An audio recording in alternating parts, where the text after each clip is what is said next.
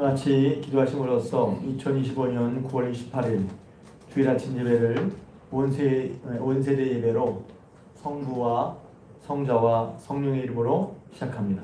성경 봉독하겠습니다. 오늘 이 시간 여러분에게 주신 하나님의 말씀은 신약성경 사도행전 5장 38절에서 42절까지 말씀입니다. 신약성경 사도행전 5장 38절에서 42절까지 말씀. 오늘 온세대 예배로 드리는데 학생들이 예배를 드리기에 예배를 드리는 걸 잘 도울 수 있도록 어린 친구들 예배 드리는 걸 잘 도울 수 있도록 여러분이 살펴주시길 바랍니다. 사도행전 5장 38절에서 42절까지 말씀. 제가 한 절, 여러분이 한 절 그대로 봉독하고 마지막 절 함께 봉독합니다. 이제 내가 너에게 말하노니 이 사람들을 상관하지 말고 버려두라. 이 사상과 이 소행이 사람으로부터 났으면 무너질 것이요 하나님께로부터 났으면 너희가 그들을 무너뜨릴 수 없겠고 도리어 하나님을 대적하는 자가 될까 하노라 하니 그들이 옳게 여겨 사도들을 불러들여 채찍질하며 예수의 이름으로 말하는 것을 금하고 놓으니 사도들은 그 일을 위하여 능력받는 일에 합당한 자로 여기심을 기뻐하면서 공회 앞을 떠납니다. 지요 그들이 날마다 성전에 있든지 집에 있든지 예수는 그리스도라고 가르치기와 전도하기를 그치지 아니하니라. 아멘. 시간 찬양대 찬양으로 함께 영광을 돌리고 우리에게 은혜 끼칠 텐데 찬양의 제목은 주를 따르리입니다.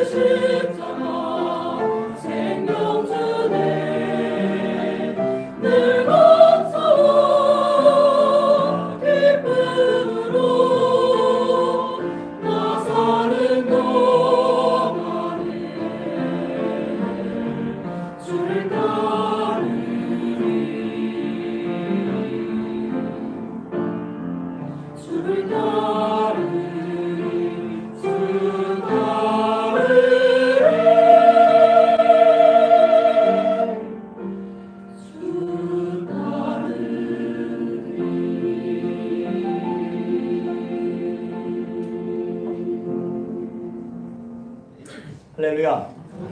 할렐루야. 오늘도 주임전에 오신 여러분들에게 우리 하나님의 은혜와 사랑이 함께 하시길 주님의 이름으로 축복합니다. 옆 사람 함께 인사할까요? 다시 새롭게 합시다.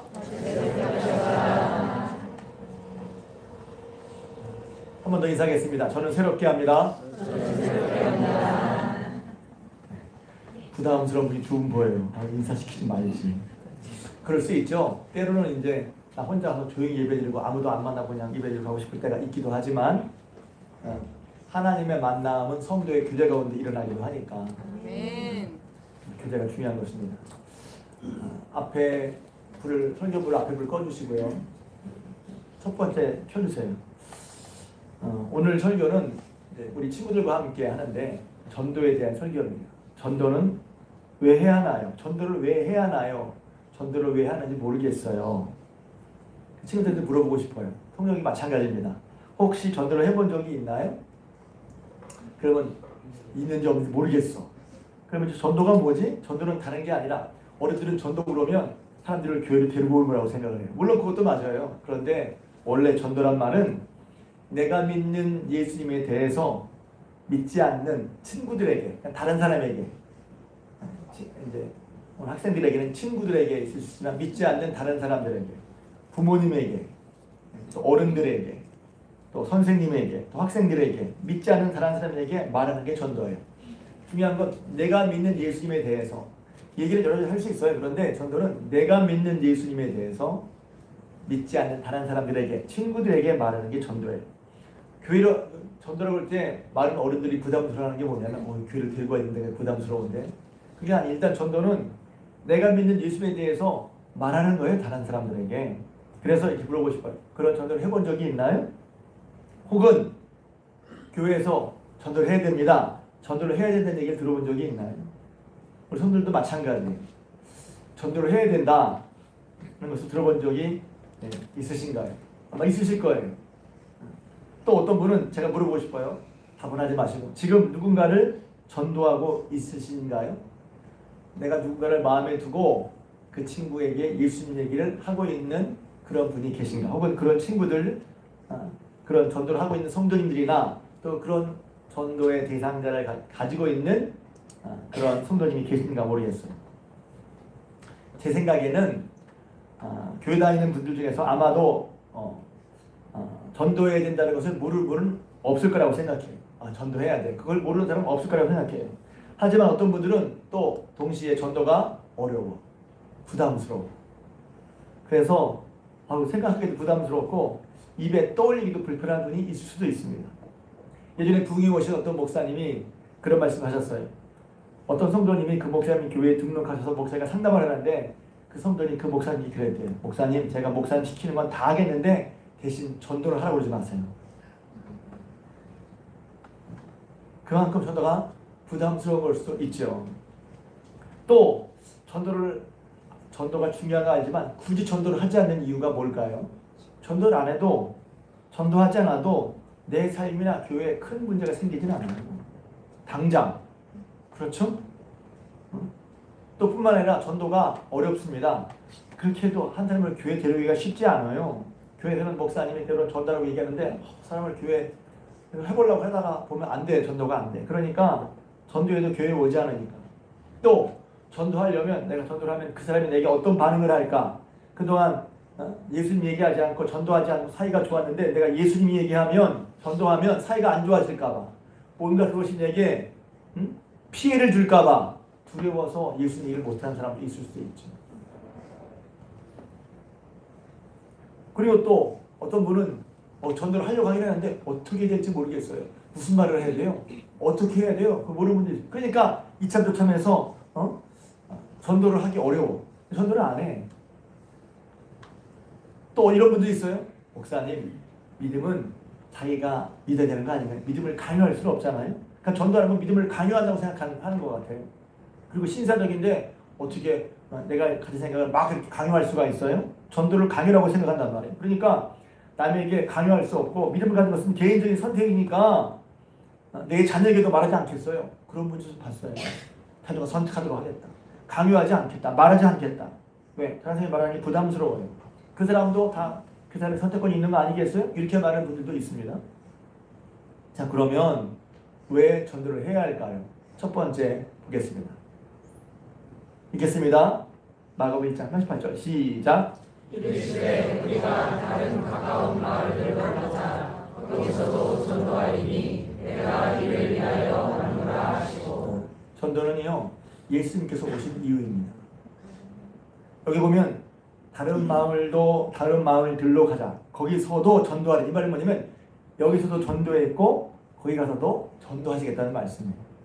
그리고 내가 온 이유가, 예수님이 오신 이유가 뭐냐면 전도하러 오셨다는 거예요. 예수님이 오신 이유가. 두 번째도 보겠습니다. 있습니다. 시작.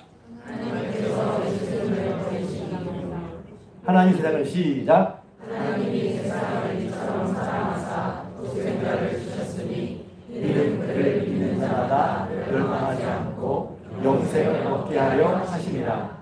하나님이 그 아들을 세상에 보내신 것은 세상을 심하여 하심이 아니요 그로 말미암아 세상이 구원을 받게 하려 하심이라. 아멘. 너무 유명한 말씀이죠. 유명한 말씀은 유명하다 아는 게 아니라 그것이 주는 의미, 마음. 하나님이 세상을 사랑하셔서, 다시 설명하자면 하나님 세상을 사랑하셨는데 얼마큼 사랑하셨냐? 예수를 보내신 만큼. 다른 말로 반대로 보면, 다른 방향으로 보면 하나님이 예수를 보내신 이유는 세상을 사랑하셔서라고 하는 거예요. 그래서 세상으로 하여금, 저 여러분들 하여금 멸망하지 않도록 하기 위해서, 멸망받지 않고 영생을 얻게 하시기 위해서 하나님이 예수를 보내신 거란 말이에요. 예수님 오신 이유는 그런 하나님의 뜻에 따라 전도해서 예수를 믿어서 멸망받지 않고 구원 얻게, 그러니까 세상을 심판하시려 함이 아니요 그로 말미암아, 중요하죠, 예수님으로 말미암아 세상이 구원받게. 여러분 이것이 하나님의 말씀을 기억하십시오. 세상이 구원받은 것은 정치나 도덕이나 종교나 철학, 그것이 유익하기도 하고 도움이 되지만 궁극적으로는 그것이 아니라는 거예요. 하나님의 말씀이란 말이에요. 하나님은 세상을 구원하시기 위해서 세상이 멸망치 않고 영생, 생명을 얻기 위해서 하신 방법이 뭐냐면 예수님을 보내신 거란 말이에요. 제가 몇 절 설명드렸죠? 말씀드렸죠? 예수님이 하나님의 능력이고 하나님의 지혜이고 하나님의 방법이란 말이에요. 하나님의 지혜가 세상 사람의 지혜보다, 하나님이 미련한 것도 세상의 모든 지혜보다 더 지혜로우신데, 그 하나님이 세상을 구원하시게 한 방법이 뭐냐면 예수님이었단 말이에요. 여러분이 믿는 예수님이, 예수 믿는 것이 얼마나 크고 놀라운 것인지, 대단한 것인지, 복된 것인지 여러분이 경험하고 깨달을 수 있길 주님의 이름으로 축복합니다. 이게 설교를 하다 보니까 잠깐 단순하게 돼요. 예수 믿는 것이 중요하다는 거예요. 그 중요성을 알고, 중요성을 알아야 예수 믿는 열심을 내지. 중요하지 않다고 생각하니까 별 열심을 안 내는 거죠. 예수님을 믿는 것이 얼마나 중요한, 그게 하나님의 방법이야. 하나님께서 세상을 사랑하시고 세상을 멸망시켜 구원 얻기 위해서 하나님이 하신 구원의 방법이 뭐냐면 예수님이었단 말이에요. 그 예수님이 오신 이유, 전도하려고. 곧 이런 하나님의 뜻을 멸망치 않고 구원하시는 하나님의 사랑으로 세상이 멸망치 않고 구원 얻을 수 있도록, 생명 얻을 수 있도록 그것을 알게 하시고 전하게 하시려고 하나님 예수님을 보내시고, 예수님 그게 오신 이유란 말이죠. 그런데 왜 전도해야 될까요? 세 번째, 사람들은 이것을 모른단 말이에요. 고린도전서 2장 8절 읽겠습니다. 시작. 이 시에는 이 세대의 통치자들이 한 사람도 알지 못하였나니 만일 알았더라면 영광의 주를 십자가에 못 박지 아니하였으리라. 네, 아멘. 고린도전서 1장과 2장을 보면 세상의 지혜와 하나님의 지혜, 세상의 능력, 하나님의 능력을 계속해서 비유하고 있어요. 특히 제가 고린도서 말씀드릴 때, 고린도서는 당시에 세상의 모든 새로운 신문화, 철학, 사상 이런 것들이 많이 온 때라고 그랬죠. 지금도 마찬가지예요. 세상에는 여러 종류의 사상과 철학들이 막 난무하고 있습니다. 왜? 예전에는 주류 철학 혹은 주류 사상이 있었거든요. 근데 지금은 다 자기가 각각 주류고 각각 사상이에요. 사람의 수만큼이나 각각 자기 것을 주장하잖아요. 그런 시대가 됐단 말이죠. 그런데 하나님께서 이 세상을 만드시고 우리를 사랑하셔서 모든 지혜와 모든 능력이 되신 하나님께서 우리의 구원을 위해 주신 방법은 예수님인데 세상 사람들은 이것을 모르더라는 거예요. 어떻게 할 수 있지? 알았더라면 예수님을 십자가에 못 박지 않았을 거라는 거예요. 알았더라면 예수님을 믿지 않는 모습을 보이지 않았을 거라는 거예요. 사람들은 몰라. 그러니까 이것만 보면 되게 신기하죠. 저와 여러분들은 어떻게 해서 도대체 어떤 은혜로 예수님을 알고 믿게 되었을까요? 여러분에게 불안을 주려고 하는 게 아니라 정말 나는 예수님을 믿고 있나요? 그러니까 정말이란 말은 내가 정말 예수님 믿었어. 난 정말 예수님 믿고 있어. 근데 하나님의 자녀야 하고 내 스스로 성령의 확증 속에 여러분이 믿음 생활하시길 주님의 이름으로 축복합니다. 교회 나오지만 알지 못할 수도 있어요. 교회 나서 예배 드리고 그러니까 마당만 밟고 다니는데 예수님이 하나님의 방법, 하나님의 사랑, 하나님의 구원, 하나님의 능력 이것을 모르는 사람이 있을 수도 있어요. 여기서는 이제 세상이 하나님께서 하나님의 방법으로 하나님의 구원, 생명, 사랑을 예수를 보내주셨는데 그걸 모르니까 예수를 십자가에 죽였다고 하는 거예요. 모른다는 거예요, 세상은. 그럼 어떻게 알게 하죠? 저 여러분들 어떻게 알았어요? 그럼 참 신비고 은혜야. 어떻게 나는, 어떻게 저와 여러분들은 예수님을 알게 되고 믿게 되었을까? 그렇게 믿기 어려운 건데. 믿는 게 너무 감사하고 하나님의 은혜인 것을 깨닫게 됩니다. 그래서 어떻게 해야 되죠? 하나님께서는 세상은 하나님을 알지 못하기 때문에 고린도서 1장 22절 보겠습니다. 시작. 하나님의 지혜에 있어서는 이 세상이 자기 지혜로 하나님을 알지 못하므로 하나님께서 전도에 미련한 것으로 믿는 자들을 구원하시기를 기뻐하셨도다. 이게 중요한 거예요. 그래서 예수님이 오신 목적이 전도하는 것이고 하나님 예수를 보내신 이유가 우리를 사랑하셔서 멸망천국 구원 얻게 하시려는 건데 보내셨는데 사람들이 예수님 오셨을 때 불구하고 예수님을 몰래 십자가에 못 박아 죽였어. 지금 마찬가지죠. 우리를 위한 하나님의 사랑이 이렇게 나타나는데 사람들 그걸 모른단 말이에요. 아직도 모르는 사람이 많다는 거예요. 오직 예수님이야말로 세상의 구원, 세상의 생명을 주는 것임을 사람들이 모른단 말이죠. 근데 먼저 믿었던 저희들로 하여금 복음을 전하게 하시는 것은 하나님께서 이 세상이 자기 지혜로는 하나님을 알지 못함으로 이게 다른 건 보고 관찰하고 이치와 논리를 따져서 어떤 사실을 인식하고 그 인식한 것을 근거로 해서 세상 법칙을 만들어 가는데 그런 세상의 판단으로는 하나님을 모른다는 거예요. 하나님 지혜를 모른다는 거예요. 그걸 일반적인 학문이라고 그러죠. 어떤 세계를 혼란한 어떤 세계를 잘 보고 관찰해서 이론과 지식과 체계를 세워서 그것을 파악해서 어떤 원리를 정립하는 것, 그것을 학문이라고 한단 말이에요. 그런 학문으로는 예수님을 알 수가 없는 거야. 어떻게 알지? 하나님께서 전도에 미련한 것으로. 그러니까 여기서 전도가 미련하다는 게 아니라 사람들 생각에는 미련한 것처럼 보이는 전도로 이런 뜻입니다. 그러니까 전도하는 게 요새 전도해야 돼. 딱 맞는 말은 아니지만 요새 전도해야 돼. 하나님께서 기뻐하시는 방법이 전도입니다. 여러분 생각 못 해보셨죠? 우리 생각에 이거 전도 같아. 전도. 그런 생각, 하나님이 기뻐하시는 방법은 뭔지 알아요? 전도입니다. 왜? 세상의 지혜로는 하나님을 알 수가 없어요. 그래서 먼저 믿은 우리를 통해 하나님께서 미련해 보이는 것처럼 보이는 전도로 이것을 깨닫게 하시기를 믿는 자를 구원하시기를 기뻐하시는 거란 말이에요. 그러니까 예수님을 보내신 것을 믿는 우리를 통해서 사람들은 그걸 미련해 보이지만 그렇게 미련해 보이는 것지만 그런 전도를 통해서 사람들을 구원하시기를 하나님 기뻐하신 일로 믿으시기 바랍니다.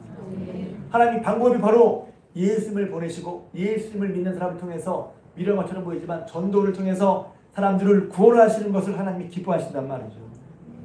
그래서 또 다른 일은 전도를 하나님이 기뻐하시는 일이라는 거예요.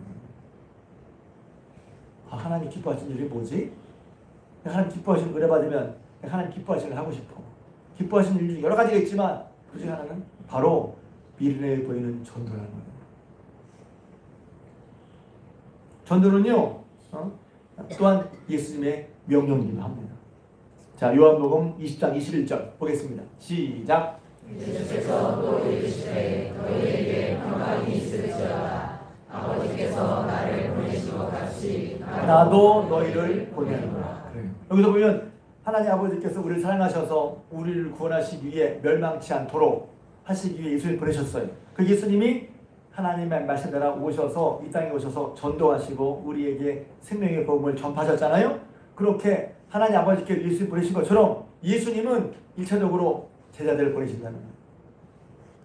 또 확장시키면 저 여러분들을 보내신다는 거예요. 그래서 교회는 하나님께 부름받은 공동체이면서 동시에 예수님께 보냄받은 공동체입니다.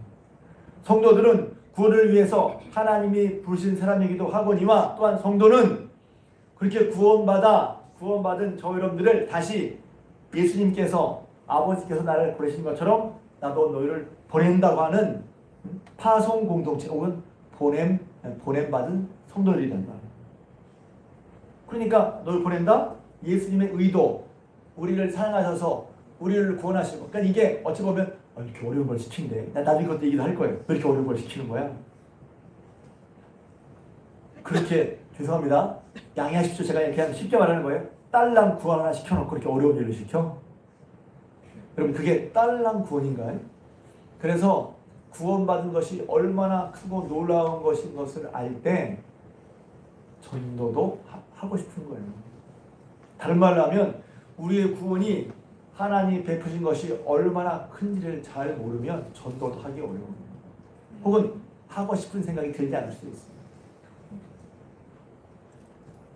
그러니까 예수님께서는 하나님 뜻에 따라 자신이 오셔서 십자가에 죽으시기까지 해서 우리의 생명을 구원하신 것처럼 똑같이 나도 너희를 보내니 너희도 아버지께서 나를 보내신 이유를 감당한 것처럼 내가 한 일도 너희 할 수 있도록 감당해라 하고 우리를 보내신 거란 말이에요. 그게 예수님 믿는 사람 혹은 교회 공동체 혹은 그리스도인의 정체성이란 말이에요. 정체성은 뭐예요? 내가 누구면 뭘 하는 사람인가가 정체성이잖아요. 또 여러분이 있으세요.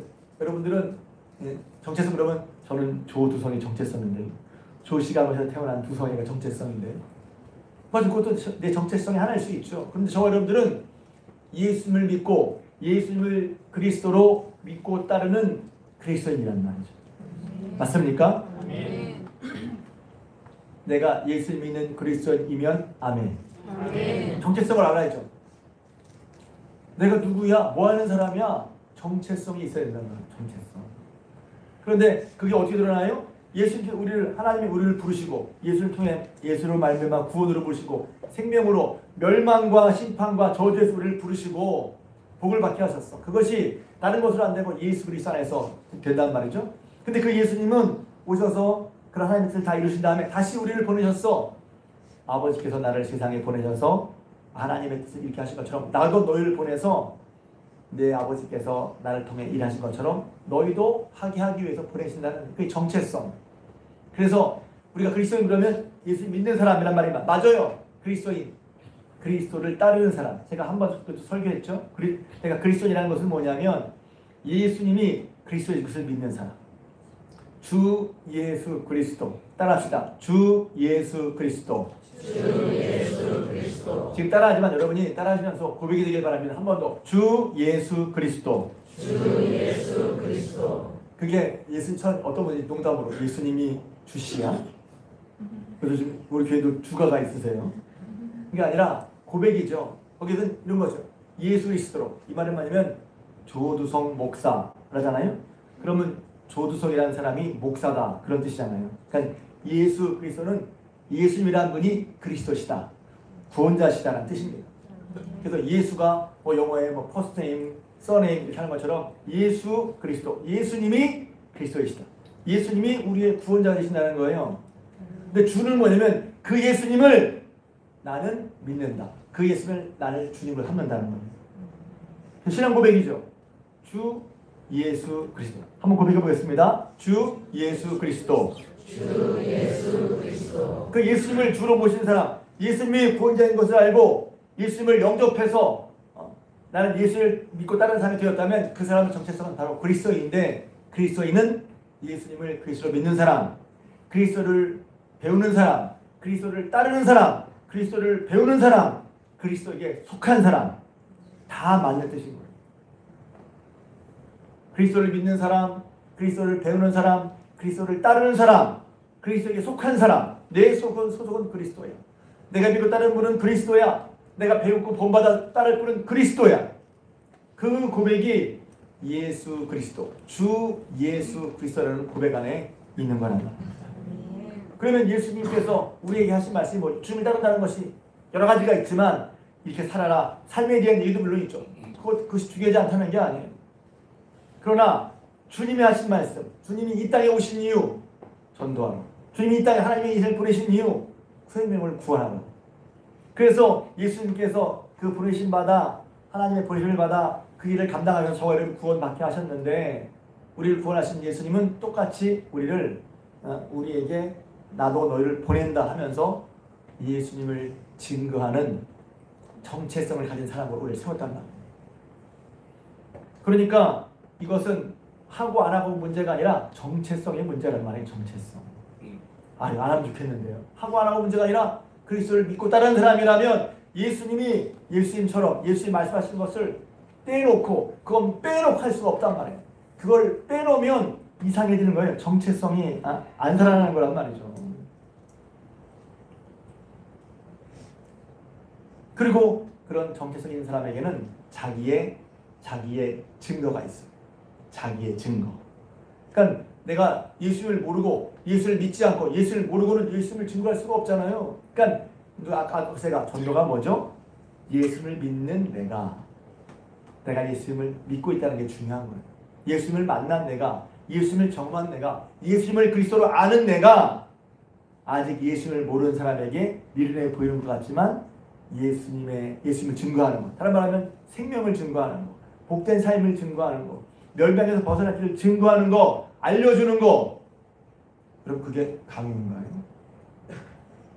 물론 강요는 억지로 교회 와야 되니까 안 돼, 가야 돼, 뭐 해야 돼. 그러니까 강요라고 하니까 사람 별로 기분을 안 좋아하잖아요. 강요가 아니죠. 권면이고 설득이고 선택을 요구하는 거죠.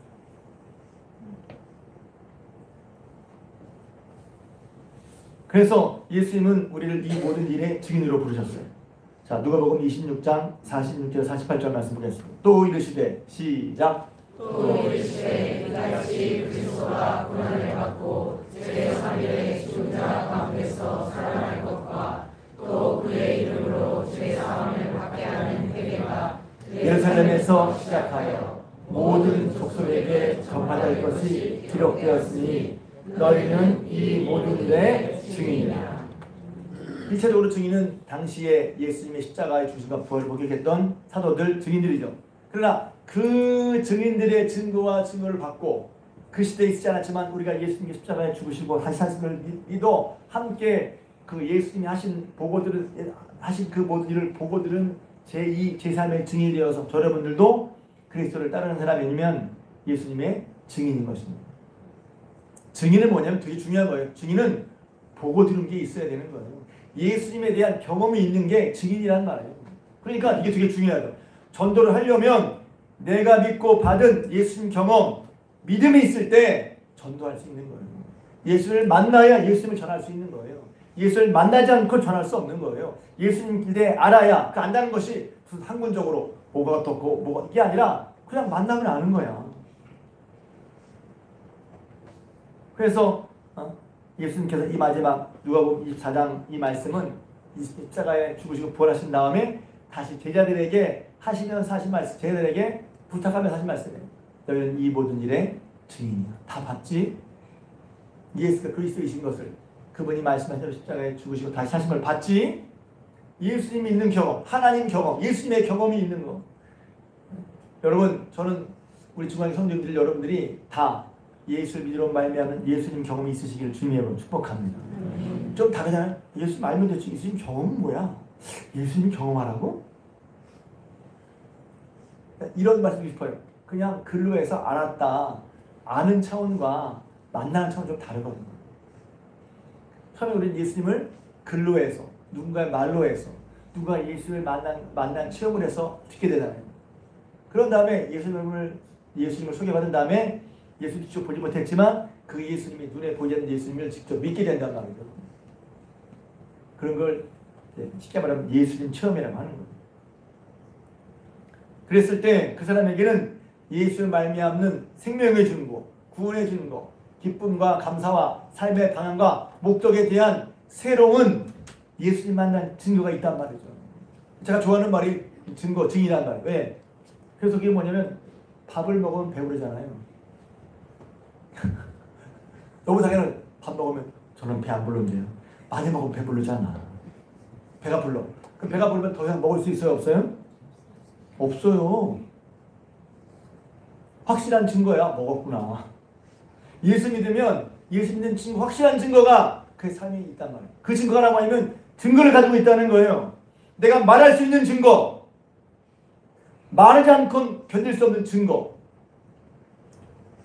그 증거가 이렇게 말하면 또 어떤 분은 저는 없는 것 같아요. 목사님. 유명한 분이나 훌륭한 일 하신 분들 있는 거 아닌가요? 천만의 말씀이에요. 예수 믿는 사람은 누구나 다 증거가 있는 거예요. 하나님께서 우리를 사랑하셔서 예수를 보내셨고 예수님은 하나님의 뜻에 따라서 우리에게 오셔서 그 사랑과 자비로 죄인된 우리를 위해 자기 자신을 다 드려서 십자가에 죽으시고 피 흘리시고 놀라운 구원을 이루셨어요. 그래서 우리는 구원받았는데 이렇게 구원받은 우리는 그렇다 받았다면 그 구원이 얼마나 큰 걸 알았다면 야, 나 같은 걸 하나님께 구원하시기 원하시네.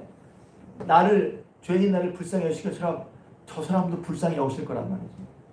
아직 모르는 사람, 나를 위해 세상에 나밖에 없는 것처럼 나를 위해 나를 사랑해 십자가에 지신 그 예수님은 나처럼 아직도 예수님 몰라 세상에 죄와 멸망을 하는 저 사람도 불쌍히 여기시고 저 사람도 위해서 십자가에 죽으신 거란 말입니다. 그러면 먼저 맛본 우리는 인지상적으로 야 나도 이랬었는데 예수 믿어서 좋아졌는데 뿐만 아니라 그렇게 우리를 사랑하신 하나님의 마음을 생각해보면 하나님이 야 나한테 이렇게 하셨는데 저 사람 때문에 얼마나 하나님의 마음을 쓰실까. 요한복음 15장에 나오는 돌아온 탕자 있을 때 첫째 아들도 탕자였거든요. 아버지가 집 나간 둘째 아들 잠도 못 자고 먹지도 못하고 경영거리는데 아버지는 아버지고 자기는 집에 가서 자기 일 잘하는 줄 알았지. 아버지의 마음을 몰라. 근데 아버지만 말했다면 아버지 제가 기다릴게요. 제가 기다릴 테니까 다 쉬세요. 그게 함께하는 아버지만 말하는 거야. 나를 구원하신, 나를 위해서 자기 자신을 주시고 세상에 어떻게 아들을 주시겠어요. 이해할 수 없는 사랑입니다. 주셔서 구원하신 하나님의 사랑을 내가 받고 알았다면, 그래서 그리스도인으로서 주님의 사랑받은 증거가 있다면 내가 이렇게 구원받았을 때 내가 살았다. 저 사람 똑같이 어려움 받으네? 그럼 말해주고 싶잖아요. 그게 정체성, 본질적인 거라는 거예요. 근데 말해주고 싶은 게 없어. 왜 그러지? 그게 중요하지 않다고 생각하거나 아직 맛을 못 본 거거나 뭐 이유 알려줄 수 있어요. 귀찮거나 몰라. 힘들어. 근데 뭘 말하지 않을 수 없는 거죠. 그리고 하나님의 마음이 그런 마음이 내 마음에 드는데 어떻게 말을 안 해줘요. 나에게 하시던 것처럼, 예수님이 나에게 하시던 것처럼, 하나님 나에게 해주신 것처럼 자비와 긍휼로 사랑을 가지고 계시다는 것을 그 사람에게 알려주시는 거예요. 하나님 당신을 사랑하시고 내가 하나님 사랑받아서 구원받은 것처럼 하나님께서 당신을 사랑하셔서 구원하시길 원하시고 당신이 예수님 돌아오게 하면 그 놀라운 복을 받게 된다 알고 싶은 거죠. 인지상정 말하지 않을 수 없단 말이에요. 나를 구원시키시기 위해 자기를 자신을 주신 예수 그리스도, 나를 구원하시기에 아들을 주신 하나님의 마음을 우리가 조금이라도 경험한다면 말해주지 않을 수 없단 말이에요. 그래서 전하는 자가 귀한 거예요. 그 다음 말씀 로마서 10장 14절 15절 읽겠습니다. 시작. 어찌 그러리요?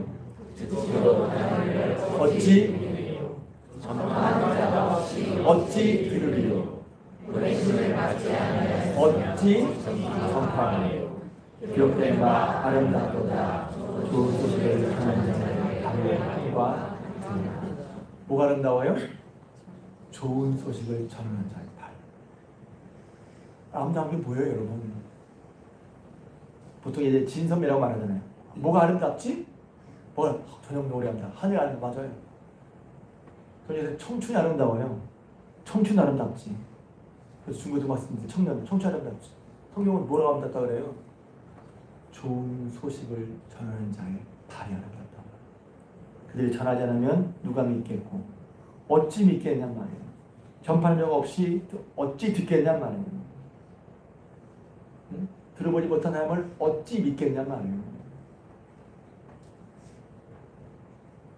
그러니까 전파하는 것이, 전도하는 것이, 복음을 전하는 것이 다른 게 아니라 교과서적으로 뭐 어떤 그게 아니라 내가 만난 예수님을 증거에 가장 확실한 거예요. 전도하려고 그럴 때 제가 아는 게 없어서요. 아니, 당신이 만난 것만 얘기하는데 가장 여럿이잖아요. 요새 먹는 얘기를 많이 하잖아요. 자, 먹어보면 기다려. 소리까지 ASMR이라죠. 술까지네. 그러면서 이제 기다려. 무슨 맛이에요? 그러면 맛있어요. 이러니까 식감이 어떻고 입에 씹히는 게 어떻고 뭐가 탁 터지다가 뭐 어떻게 되고 막 자세히 말 각각 다 말을 해. 근데 중요한 것은 이거예요.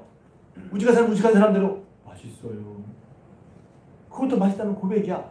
맛본 사람이 아는 거란 말이지. 내가 맛본 예수님이 뭐냔 말이야. 내가 맛본 예수님이 어떠한 분이란 말이지. 내가 만난 예수님이, 내 생애 예수님이 어떤 분이라고 하는 거예요. 그 얘기를 하는 거예요. 그 전도는요, 제가 고백하는 거예요. 전도는 결국은 내 신앙, 내가 믿는 믿음이 어떤가를 보여줘요.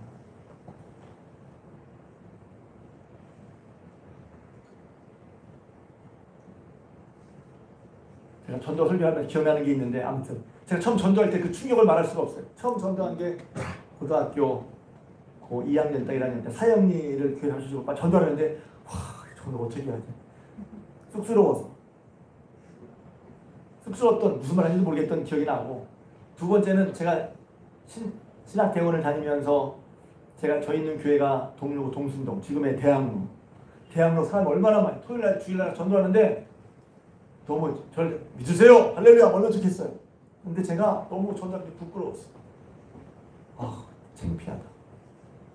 이거 내미는 게 창피하다. 제가 속으로 그때 잊혀지네요.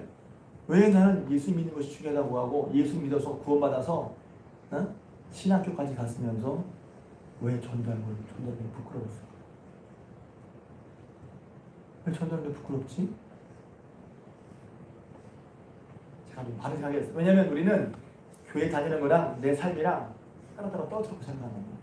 그러니까 교회에서는 교회에서를 하고 나가서는 교회 상관없이 예수 믿는 거와 상관없이 그냥 자기 삶을 살아. 그래서 그거를 이중적인 잣대라고 해요. 교회에서 말하는 것을 그대로 말하고 듣지만 세상에 나가서는 교회가 상관없이 살아. 성경과 상관없이 살기 쉽다. 내가 깨달았어요. 내가 예수 믿고 살지만 내가 내 속에 이중적인 잣대가 있었구나 하는 걸 깨닫는 거예요. 그래서 신앙의 생활은 뭐냐면 내 삶과 교회, 신앙의 삶을 통합시키는 게 신앙의 과정입니다. 교회에서 이렇게 말하고 사는 건 다르게 살고 그건 별개인 거야. 이중적이야. 그러니까 맞추려면 이렇게 말하면 하나님은 교회에서만 하나님이고 밖에서는 하나님이 없어. 근데 문제는 밖에서 있는데 밖의 문제를 교회에 가져서 해결해달라고 하는데 밖에서는 예수님 말씀 살지를 않아. 정체성의 혼란이란 말이에요. 정체성의 혼란. 제가 그걸 깨달았다면 제가 먼저 저만 잘한다는 게 아니라 깨닫고서 제가 고민하는 거예요. 내가 왜 이렇지? 왜 전도해야 합니까? 전도는 하나님의 뜻입니다. 전도는 그리스도의 정체성입니다. 정체성일 때 중요한 것은 먼저 믿어보고 맛봐야 한다는 거예요. 그래서 전도할 때 내가 맛봤나 하는 것을 생각해보게요. 저는 그랬어요. 제가 전도 프로그램을 5개 이상 받아봤단 말이에요. 하려고. 왜? 예수의 말씀에 전도를 떼어놓고 생각할 수 없어요. 교회의 정체성, 성도의 정체성 중에 전도가 어렵지만 전도를 빼놓고 말할 수 없어요. 전도를 말하는 교회는 교회가 아니고 전도를 부인하는 성도는 성도가 아니에요. 근데 전도가 부담스러운 것도 맞아. 그러니까 제가 깨달은 게 뭐냐면 내가 예수 믿는 거 맛본 것을 말하면 되는 거예요. 어려운 거, 심각한 거, 사상, 쩍쩍할 것도 없어. 그냥 내가 교회 다니면 뭐가 좋아? 나는 편안해. 그전에는 불안했어. 지금 그런 반응 가진 분이 계세요. 잠도 못 자고 근데 교회 나와서 예배 드리니까 잠을 얼마나 잘 자는지. 별거 아닌 것 같아? 잠 못 자는 사람이 의외로 있어요, 여러분. 수면제를 보는 사람들이 의외로 많더라니까. 그런 사소해 보이는 것처럼 시작해서 예수 믿을 수 있는 삶의 목적, 내가 살아갈 이유 뿐만 아니라 어려움을 겪어도 주님과 함께 어떻게 살아야 되는지를 가본 자가 알고 맛본 자. 여러분 요새 여행 프로그램 많이 하잖아요. 그 젊은 애들 말로 가본 자의 부심이 있어요. 가봤어. 부심도 뭔지 모르죠? 자부심. 요새 애들이 말을 줄여서 하니까 몰라요, 잘. 엊그제도 누굴 만나는데 고토가 이래. 고토가 뭐예요? 고토가 뭐지? 에? 고속터미널이야. 몰랐어. 고토 가세요. 그러니까 애들이 금방 알잖아요. 어디요? 고속터미널 가는 거 몰라. 부심이 뭐냐면 자부심인 거예요. 가본 데에 대한 자부심이 있어요. 가봤어? 사진 찍고 왜요? 부심이 있잖아. 먹어본 자 부심이 있어요. 먹어봤어? 진짜 맛있어. 먹어본 자 부심이 있어요. 가져본 자 부심이 있어요. 이거 샀어. 이거 샀어. 또 뭐 좋아? 부심이 있어요. 맛본 자, 먹어본 자, 가본 자의 부심이 있단 말이에요. 예수 믿는 자로서 여러분 그런 부심이 있기를 축복합니다. 그게 전도거리야. 그게 없으니까 정체성의 혼란을 받고 그게 없으니까 어려워하는 거예요. 지난주 중에 진천지방 연합성회가 있었고 제가 항상 말씀드려요. 연합성회는 진천지방에서 목사님들이 고루 골라서 좋은 목사님 모시니까 꼭 설교 한번 들어보시라. 최고 많이 올 때가 한 15분 오신 것 같아요. 하정환 목사님이라고 하는 분이 꿈이 있는 교회 예전에도 제가 감리살 때 한번 오셨었는데 영화 설교를 하셨어요. 영화를 가지고 그 영화가 쉽게 말하면 영화는 그 소재를 패러디하는 거죠. 비유로 해서 신앙을 설명해 줬어요. 근데 제가 저녁 내에 참석하면서 많은 은혜를 받았는데 그 중에 하나가 스파이더맨 영화였어요. 스파이더맨. 여러분 스파이더맨 아시죠? 아시죠? 거미인간. 제가 알기로 스파이더맨이 한 5편 나온 거였는데 제가 3편까지는 본 것 같아요. 근데 기억이 안 나. 근데 보자고 물어보길래 기가 막혀서 보니까 나중에 본 영화더라고요. 근데 거기서 이거예요. 두 번째 편에 나오는 얘기는 뭐냐면 정체성의 혼란에 대한 얘기라는 거예요. 스파이더맨 살아갈 때 사람들이 이제 1편 지난 다음에 2편에서 스파이더맨을 다 인정해 줍니다. 존경합니다. 왜? 악한 사람을 물리치고 어린 사람을 도와주는 그런 영웅으로 떠올랐거든요. 그래서 스파이더맨 다 가면 환호합니다. 좋아합니다. 그러니까 사람들로부터 추앙을 받는 거죠. 영웅으로서 대접을 받고 인정도 받고 칭찬도 받고 존경도 받는 스파이더맨의 삶이 있어요. 또 한편으로는 스파이더맨의 자연의 이름은 피터 파커거든요. 피터 파커. 근데 이 피터 파커는 공부하는 학생이고 집안이 가난해서 알바를 해야 돼요. 자기가 받은 이 스파이더맨 능력으로는 자기를 위해 나쁜 짓 할 수가 없잖아요. 그러니까 맨날 알바에 시달립니다. 학점에 시달립니다. 가난해. 근데 뿐만 아니라 그 하다가도 어려운 사람 돈을 생기면 얼른 쫓아가야 되니까 자기의 개인적인 삶은 점점 더 어려워집니다. 학점도 학업도 시원치 않고 또 돈벌이도 시원치 않고 또 메리제인이라고 하는 자기 여자친구와의 관계가 점점 소원해진단 말이에요. 그럼 고민하는 거예요. 스파이더맨으로서 사는 게 쉽지 않구나. 여기서 뭘 얘기하는 거예요? 그리스도인은 사람. 그리스도를 믿고 따르는 사람. 우리 삶이 여러분 쉽지 않단 말이에요. 제가 이제 거기서 올라가는 건 뭐냐면 그렇구나 진짜. 내가 그리스도를 믿는다고 하고 그리스도를 따른다고 하지만 그리스도를 따르는 삶이 쉽지 않아. 그러니까 그다음부터 더 쉽지 않으니까 타협한다는 거예요. 그리고 이중적이 된다는 거예요. 그리고 위선적이 된다는 거예요. 분명히 옷은 스파이더맨 옷인데 갈등하는 거예요. 갈등해. 왜? 예수 믿는 사람으로서 정체성을 가지고 사는 게 쉽지 않아. 어려워. 힘들어. 그러니까 이중적이 되고 위선적이 타협적이 된다. 제가 그러니까 뭐 스파이더맨이 그런 고민을 하게 됩니다. 그러니까 A를 떠나고 그러니까 이걸 해야 되나 갈등이 생겨. 근데 그 중에 어떤 일이 일어나면 갑자기 이제 막 하는데 어느 순간부터 밧줄이 안 나오는 거예요. 거미줄이 안 나와. 어느 순간부터. 니네 교회 없어지지? 그래서 의사에게 상담을 합니다. 의사가 얘기를 하는 거예요. 자기 얘기인데 자기 얘기 안 하죠. 자기 친구 얘기인 것처럼 의사에게 물어봐. 제 친구 하나가 있는데요. 이렇다고 하니까 그 의사가 이렇게 말하는 거예요. 의사 픽 웃으면서 아마 의사는 자기 얘기를 자기의 친구 얘기처럼 하는 그 사람을 알았을 거예요. 이러는 거예요. 아마 그 사람은 스파이더맨이 되기 싫을 수도 있어요. 스파이더맨이 되기 싫으니까 마음속에 그리스도로 사는 삶이 싫으니까 그리스도의 능력이 안 나타난다는 거예요. 제가 깜짝 놀랐어요. 내 정체성을 놓치면 정체성에서 남은 능력도 없어진다. 그래서 재밌는 거예요. 그 사람이 고민하다가 결국은 스파이더맨 옷을 버립니다. 제가 성경에 그리스도로 옷 입고란 말이 나오잖아요. 그리스도로 옷 입고 우리가 그리스도로 옷 입고 그리스도로 살아야 되는데 어느 순간 그리스도로 사는 것이 힘드니까 어려우니까 타협하고 이중적이 되고 위선적이 되고 그러니까 그리스도의 옷을 벗어버리니까 능력이 안 나타나. 능력이 안 나타나. 그래서 깨달았어요. 제가 설교를 예표드리면서 저는 이렇게 제 스스로는 바뀌어야 되겠다는 생각을 많이 하게 됐어요. 왜 내 삶에 능력이 나타날까? 우린 스스로 어쩌면 그리스도인이 되게 싫어하는 건 아니에요. 교회에 나오지만 그리스도를 따르는 거 싫어하고 있지는 않아요.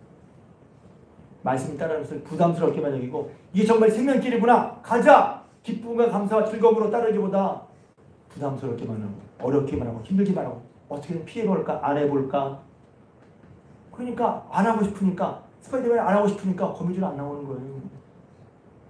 그리스도인 제대로 안 하고 싶으니까 그리스도인의 능력이 안 나오는 걸 수도 있겠다. 제가 깜짝 놀랐어요. 서울론 회개야. 오늘 설교 본문에 보면 놀라운 얘기가 나오죠. 무슨 얘기죠? 이 사상이 시간이 많이 가서 아이들 설교인데 시간이 많이 갔어. 이 소행이 하나님께로 나왔냐 사람에게로 나왔냐 보셔야죠. 이 앞에 얘기는 5장에서 베드로와 요한이 이제 감옥에 갇혔다가 사도들 감옥에 가뒀다가 하나님께서 그 감옥에 풀어준 다음에 가서 말씀을 전하라 했을 때 그 전한 사람이 가서 다시 감옥에 붙잡혀와서 신받는 내용이에요. 그들을 막 떼려고 하는데 어떤 바리새인 가말리엘 사람이 사람들에게 이 얘기를 가지고 나온 거예요. 뭐냐면 잘 생각해봐. 이 사상이 이것이 하나님께 났느냐 사람에게 났느냐 마찬가지. 이것이 사람에게 나온 거예요. 하나님께 나온 거예요. 하나님께 나온 거라는 거예요. 그러니까 하나님께 나온 거라면 무너뜨릴 수 없을 거야. 사람에게 나온 거라면 무너질 거야. 그러고서 또 무슨 얘기를 하는 그 얘기를 옳게 듣고서 사도들을 쫓습니다. 사도들이 세상에 채찍을 맞고 매를 맞고 쫓겨났는데 41절에 보면 그 이름을 위하여 능력받는 일에 합당한 줄 여기심을 기뻐하면서 이런 말씀 보면 어떤 생각이 듭니까? 아니 이렇게까지? 아니 예수 믿는 게 이런 거라고? 그러니까 우리는 우리가 본대로 우리가 원하는 대로 예수 믿는 걸 생각하잖아요. 성경에 보면 예수 믿는 게 어떤 거지가 보여져요. 예수 믿는 것이 어떤 거지? 얼마큼 예수 믿어야지? 어느 정도까지 믿어야지? 아니 예수 믿으면서 핍박을 받으면서 매를 받으면서도 그걸 다 내려가. 내가 예수님 때문에 내가 뭐라고 예수님 때문에 내가 매를 맞아? 그것을 예수님 입으로 능력받는 것을 기뻐했다는 거예요. 야 예수 믿는 게 이렇게 되는 거야? 어차피 그럴 수 이번 보고 난 이렇게 못해.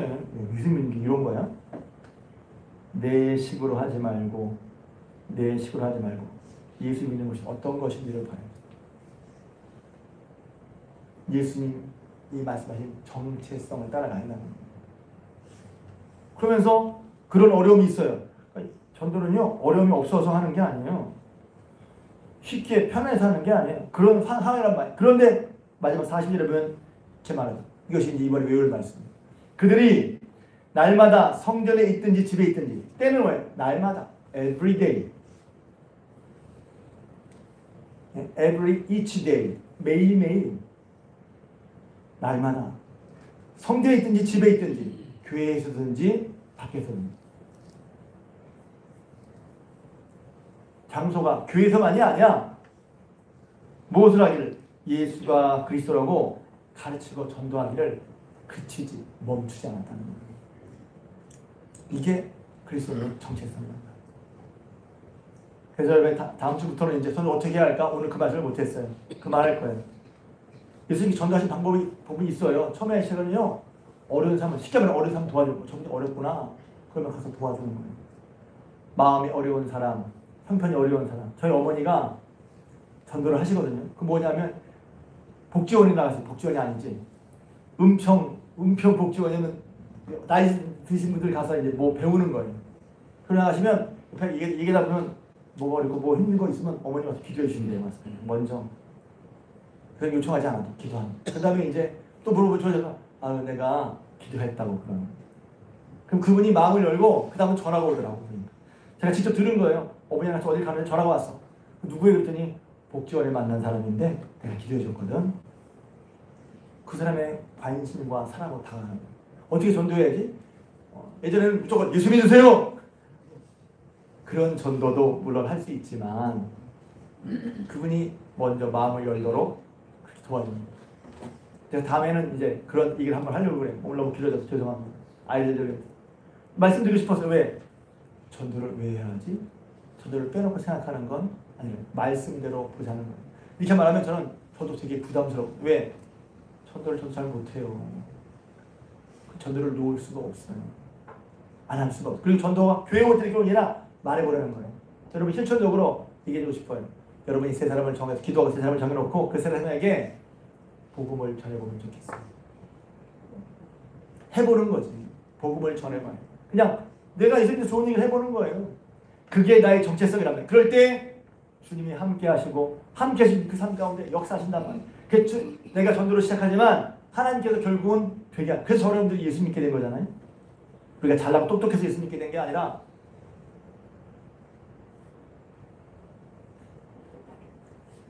우리의 정체성, 내가 맛본 예수 그리스도를 전하는 저 여러분들, 그리고 그 정체성 가운데 하나님의 능력을 경험하는 저 여러분 되시기를 주님의 이름으로 부탁을 드립니다.